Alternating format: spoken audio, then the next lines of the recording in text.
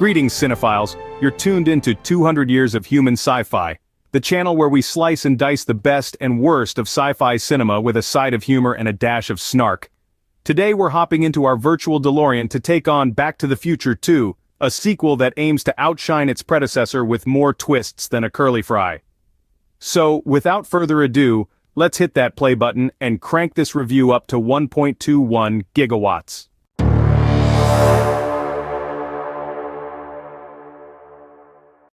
Hey there, my fellow film aficionados. It's your captain of critiques and aficionado of all things sci-fi, ready to unravel the enigma of Back to the Future 2.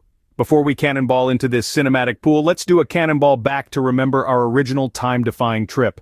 Remember Marty McFly with his skateboard and unwitting coolness? And Doc Brown, the human equivalent of a perpetual motion machine?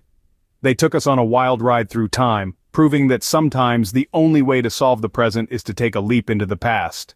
Or the future in this case. As we launch into 2015 as depicted by the 80s, we've got to hand it to the creators for their vision. A neon-soaked world where clothes dry themselves, pizzas hydrate in seconds, and the Cubs win the World Series. Hey, they were only a year off. The future forecasted in Back to the Future 2 is as deliciously outdated as it is charming. It's like a mixtape of predictions, some hits, plenty of misses, but all worth a listen.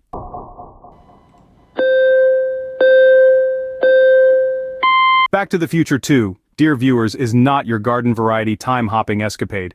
It's comparable to a masterfully played game of 4D chess, across multiple boards and dimensions. Each move by our heroes holds the weight of potential temporal disaster, making us wince and cheer in equal measure as they dance across the delicate tightrope of causality. Delving into the plot, the story kicks off with the concept of ripple effects. In theory, a whisper in the fabric of the timeline that snowballs into a maelstrom. Marty's family is in shambles, and the only way to untangle this Gordian knot of mishaps spills forth from Doc's ever-worrying mind. They must surge forward to pull the brakes on a future gone berserk. Our characters find themselves in a back-and-forth ballet, a narrative foxtrot that sashays from 1985 to 2015, and even to a grim 1985A, where Biff reigns supreme, like a tyrannical King Midas with a bookie's charm. Every glance at a newspaper headline, every interaction with past or future personas, nudges the storyline into new, shocking configurations. Now let's dissect the writing, which is akin to building a Rube Goldberg machine. One action triggers another in seemingly infinite succession until the conclusion pings into place. The scriptwriters Bob Gale and Robert Zemeckis are nothing short of literary illusionists, interweaving timelines with a precision that Machiavelli would tip his hat to. They task the viewer with keeping the narrative strands untangled in their minds, often using the very threads of time to tie delightful bows on previously unresolved plot points. And it's not just high-concept ideas buffering this story. We are treated to snappy dialogue, rife with temporal puns and era-appropriate wisecracks that keep the mood buoyant even when the narrative dives into darker waters. Roads? Where we're going, we don't need roads. The conversations between Marty and Doc are electric with their almost vaudevillian timing, balancing expositional need and character dynamics with the ease of a juggler on a unicycle. The justice system works swiftly in the future now that they've abolished all lawyers. Furthermore, the sequel explores the concept of time paradoxes without spiraling into an inescapable vortex of complexity. We're introduced to the idea of alternate realities, what-ifs painted vividly onto a canvas of could-have-beens. It nudges us to ponder over our own life choices and the ripple effects they may have caused. It's fiction draped over a skeleton of philosophical musings, an adventure story that doubles as a head trip. By the time we reach the climax, with multiple Martys and Docs scampering about to avoid each other lest they cause a cosmological calamity, the audience is not just watching a movie, it's an active participant, piecing together the puzzle alongside the protagonists. It's classic storytelling with a futuristic twist, yet grounded in the simple premise that all actions, big or small, echo across the expanse of one's timeline. So, keep your thinking caps on and quantum physics books open, because this storyline is just as likely to inspire a chuckle as it is to inspire a stroke of genius in solving your own life's puzzles. It's that rare sequel that manages to thread the needle, creating a sprawling yet tightly wound narrative yarn that's as mind-bending as it is utterly, timelessly enthralling.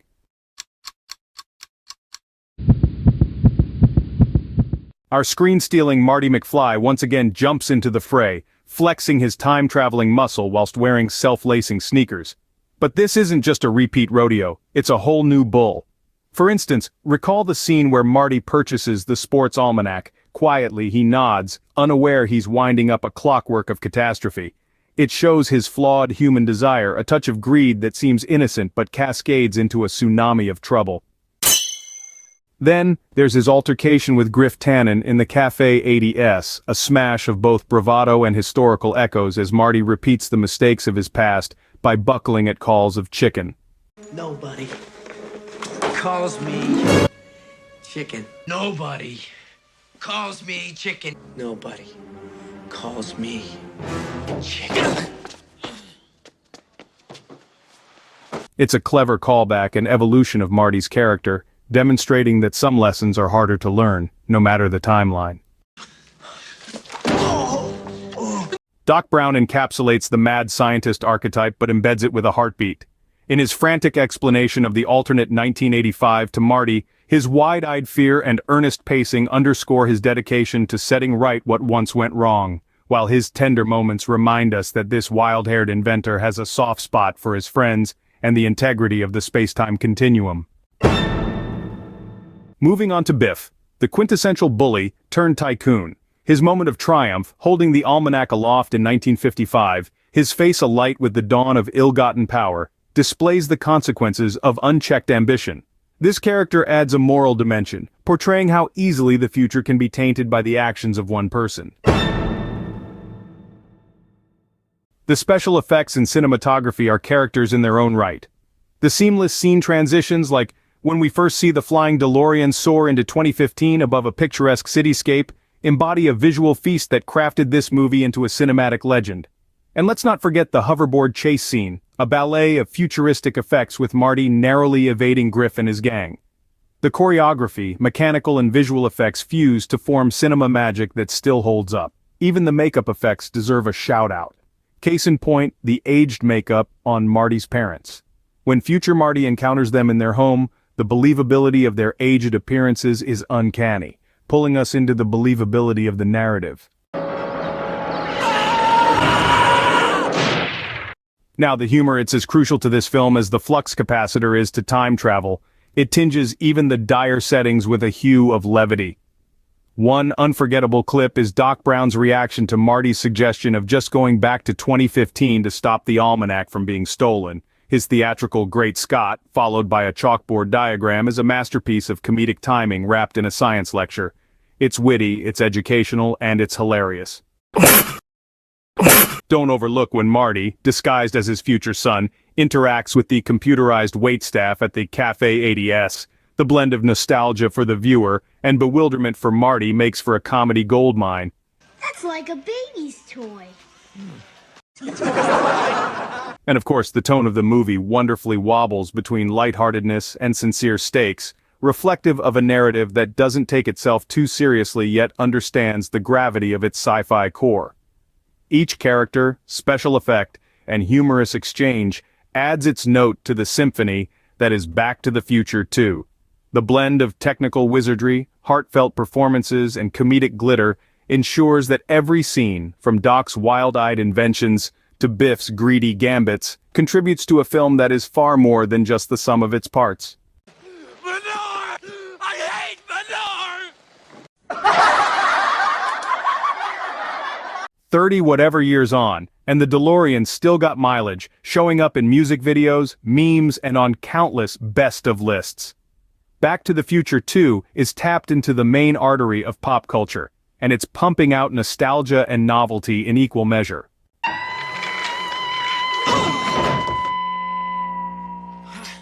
When we stack this baby up against its cinematic siblings, does it fly higher or crash down? Its ambition is bigger than Marty's puffy future jacket. While the first film had the spark of innovative storytelling, the second chases that lightning with gusto.